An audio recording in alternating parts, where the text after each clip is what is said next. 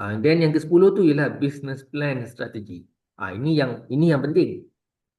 Bila kita buat bisnes, kadang-kadang kita perlukan suntikan kewangan daripada geran-geran tertentu kan. Saya banyak uh, berbincang lah dengan pihak-pihak bank, dengan konsultan-konsultan bisnes juga. Dia kata kenapa banyak bisnes-bisnes kita, usahawan kita lah terutamanya, yang sepatutnya dia dapat lah kewangan tu tapi tak dapat. Disebabkan dia tak ada dokumen-dokumen yang diperlukan. Jadi mini MBA ni uh, dia akan membuatkan doktor nampak, oh perlulah dokumen ni, perlu dok. Benda siap.